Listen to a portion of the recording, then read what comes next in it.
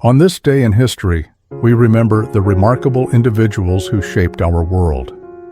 Welcome to Who Died Today in History, where we honor their legacies. From artists to leaders, their impact lives on. If you find their stories meaningful, like, subscribe, and hit the bell to stay connected. Thank you to all our amazing channel members for your generous support. Before the action legend existed, there was a young woman whose quiet presence shaped the early life of Chuck Norris. Dianne Holechek was born on November 27, 1941, in Los Angeles County, California. She grew up far from fame, living an ordinary American childhood, and met Chuck Norris while both were still teenagers, long before Hollywood entered their lives.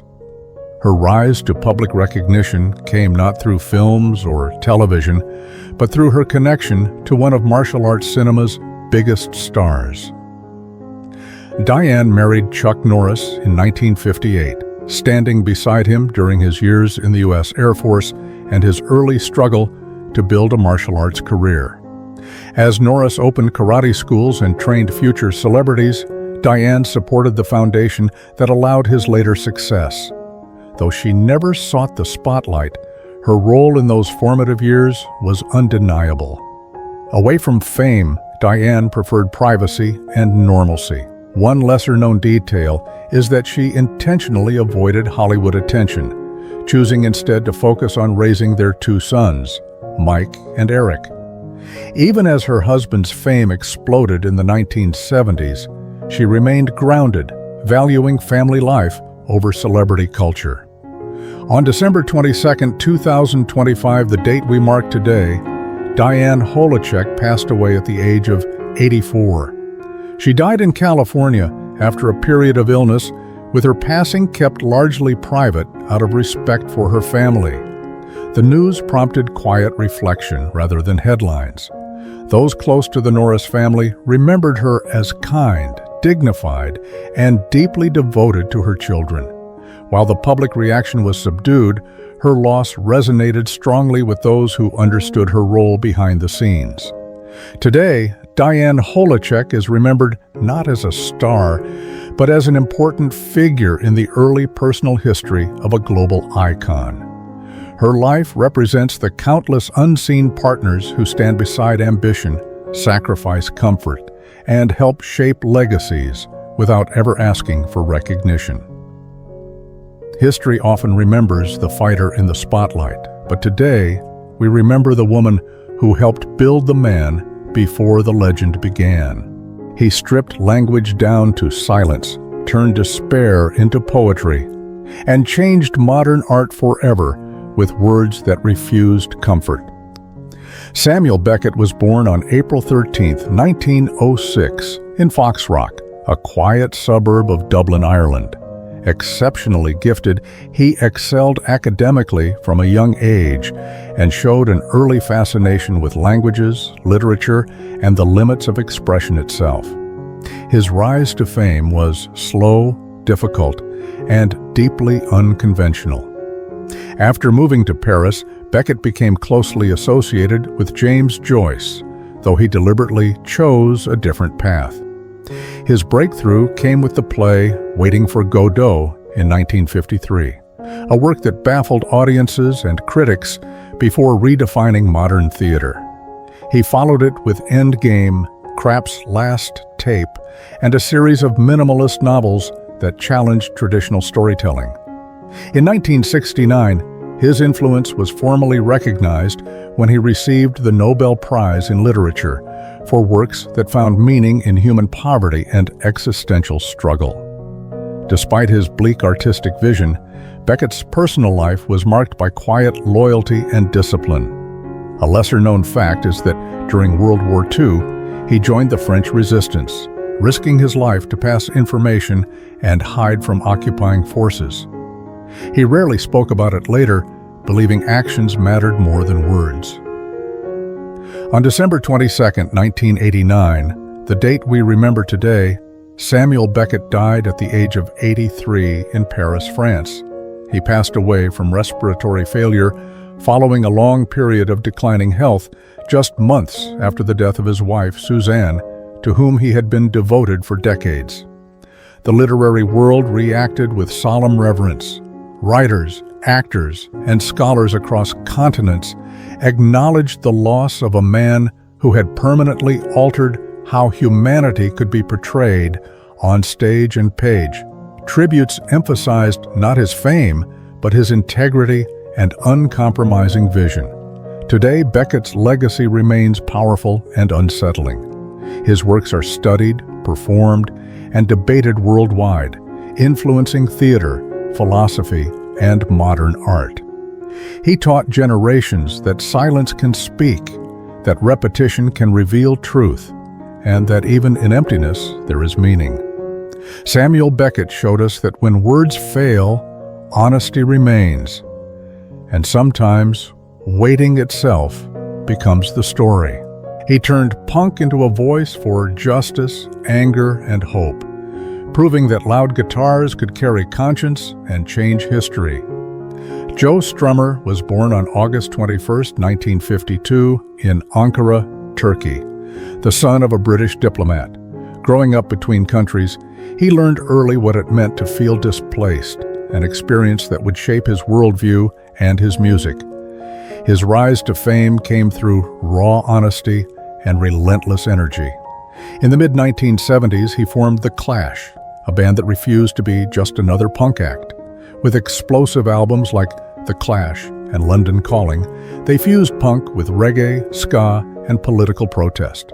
Songs such as London Calling, Should I Stay or Should I Go, and Rock the Casbah turned rebellion into global anthems. Strummer became known not just as a frontman, but as the moral compass of a generation. Away from the stage, Strummer was more thoughtful than his fiery image suggested. A lesser-known side of him was his deep love of radio. He later hosted a BBC World Service program, carefully curating music from around the globe, speaking softly, as if inviting listeners into a private conversation. On December 22, 2002, the date we remember today, Joe Strummer died at the age of 50 in Broomfield, Somerset, England. He suffered a sudden heart attack caused by an undiagnosed congenital heart defect, a condition he never knew he had. His death came shockingly fast, silencing a voice that still felt urgently needed. The reaction was immediate and emotional. Fans gathered in streets, clubs, and bedrooms around the world. Fellow musicians called him irreplaceable. Radio stations played The Clash non-stop, not out of nostalgia, but out of grief and gratitude. Today, Joe Strummer's legacy lives far beyond punk. He is remembered as an artist who believed music should stand for something. His lyrics still challenge authority, defend the unheard, and remind us that empathy is an act of rebellion. Joe Strummer proved that even after the noise fades, a fearless voice can echo forever, demanding that we care, resist, and stay human. Some faces define an era quietly, appearing night after night, becoming familiar, trusted, and unforgettable without ever demanding the spotlight. Jeffrey Jacob Deuel was born on January 17, 1943, in Lockport, New York. Raised far from Hollywood glamour, he discovered early that performance gave him a voice and a sense of direction that would shape his life.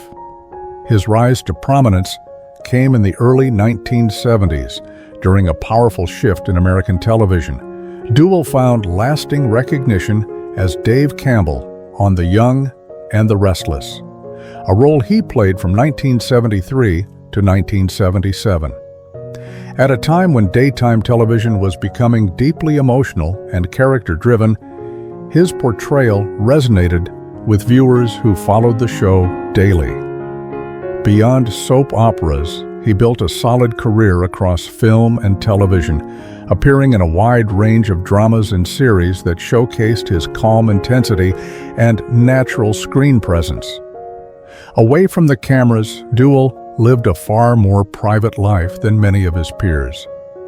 A lesser-known side of him was his decision to step back from Hollywood as years passed, choosing peace and personal fulfillment over constant visibility. He valued stability and reflection, embracing a quieter rhythm far from studio lots and public attention. On December 22, 2024, the date we remember today, Jeffrey Jacob Deuel passed away at the age of 81 in Largo, Florida.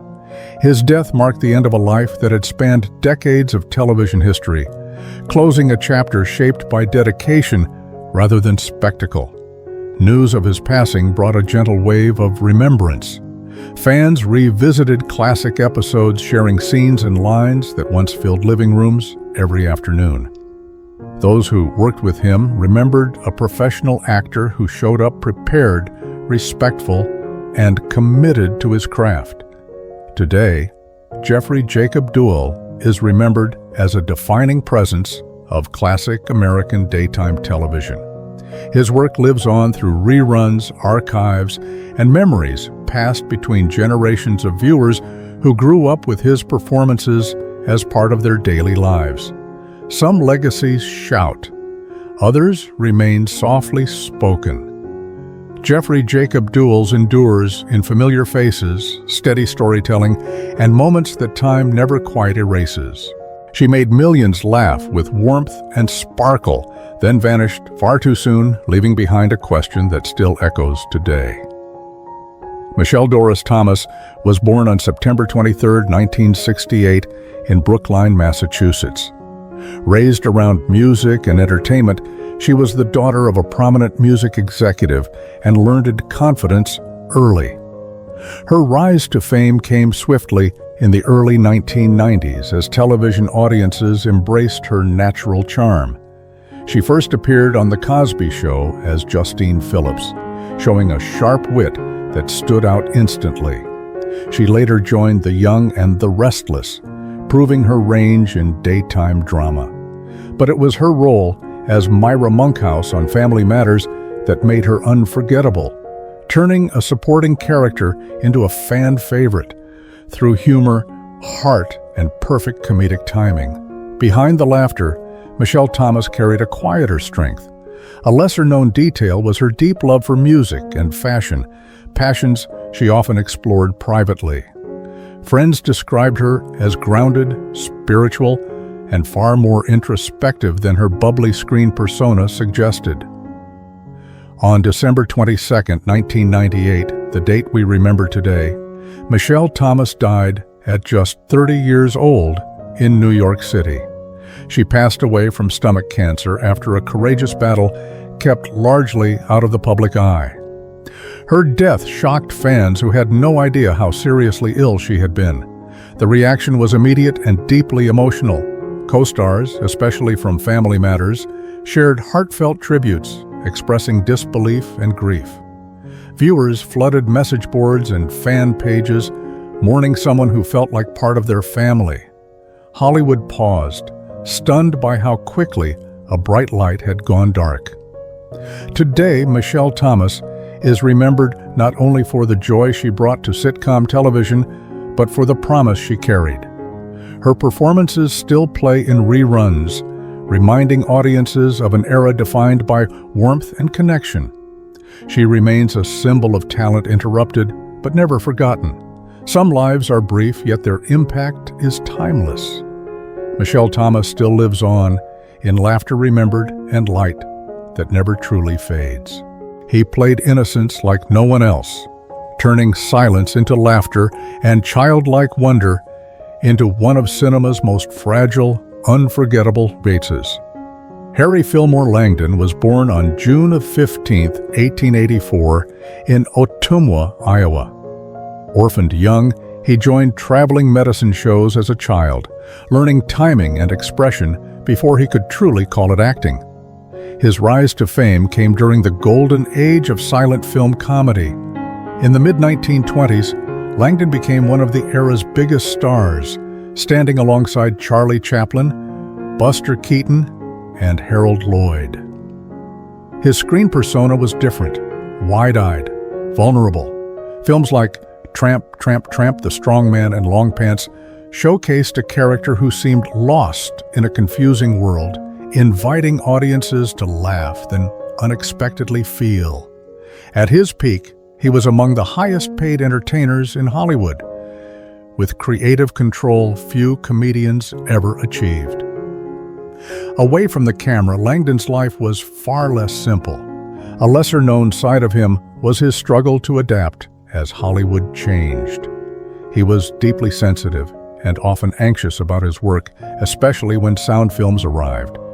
Unlike some peers, his delicate style did not easily survive the transition, and his fame faded faster than anyone expected. On December 22, 1944, the date we remember today, Harry Langdon died at the age of 60 in Hollywood, California. He passed away from a cerebral hemorrhage, quietly, far from the roaring applause that once followed his every move.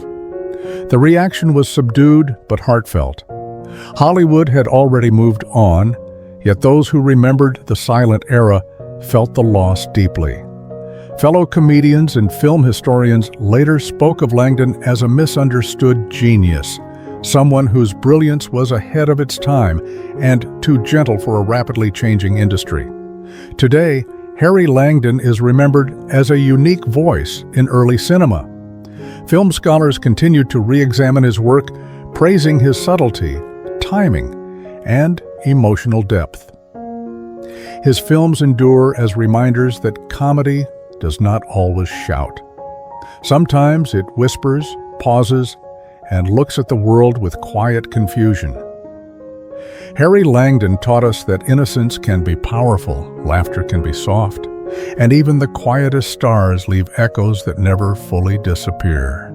He fought aliens, criminals, and fate itself, becoming a familiar face of classic American cinema without ever chasing superstardom.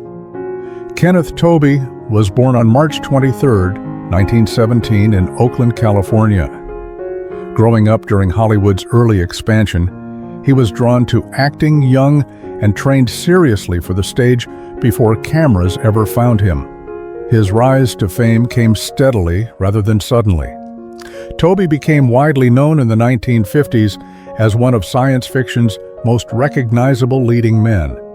His starring role as Captain Patrick Henry in The Thing from Another World made him an enduring figure of Cold War cinema, embodying courage and skepticism in an age obsessed with the unknown. He followed this with strong performances in The Beast from 20,000 Fathoms and Disney's The Cat from Outer Space, while also appearing in acclaimed television series such as Whirlybirds, Bonanza, and Gunsmoke. His career spanned decades, quietly touching nearly every corner of American popular culture. Off-screen, Tobey was known for his discipline and humility. A lesser-known detail was his lifelong dedication to classical acting techniques and theater, which he considered his true foundation. Even at the height of his film success, he continued stage work, valuing craft over celebrity. On December 22, 2002, the date we remember today, Kenneth Tobey died at the age of 85 in Rancho Mirage, California. He passed away from pneumonia following health complications later in life, closing a career that had endured longer than most of his generation. The reaction was respectful and reflective. Film historians, genre fans, and fellow actors shared tributes recalling his reliability and professionalism. Science fiction communities in particular honored him as one of the genre's early anchors, someone who made unbelievable stories feel grounded and real. Today, Kenneth Tobey is remembered as a cornerstone of classic genre cinema.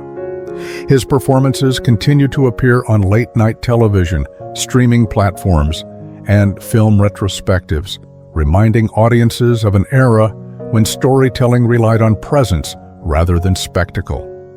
He represents a generation of actors who carried films with quiet strength and unwavering sincerity. Kenneth Tobey proved that lasting impact does not require noise, only commitment, consistency, and the courage to stand calmly in the face of the unknown. Her voice was unforgettable, her presence iconic, yet her story reveals both Hollywood magic and the painful limits placed on talent. Butterfly McQueen was born on January 8, 1911, in Tampa, Florida. Born Thelma McQueen, she grew up loving books and dreamed of becoming a writer before acting ever entered her life. Her rise to fame came in 1939, when she appeared as Prissy in Gone with the Wind, one of the most influential films in cinema history. Her high-pitched delivery and expressive reactions made her instantly recognizable around the world. She followed this with another memorable role as Bertie in Mildred Pierce, sharing the screen with Joan Crawford. During the 1940s, McQueen became one of the most visible black actresses in Hollywood, even as the roles available to her were deeply limited by the era's racial stereotypes. Away from the spotlight, Butterfly McQueen was far more complex than her screen persona suggested.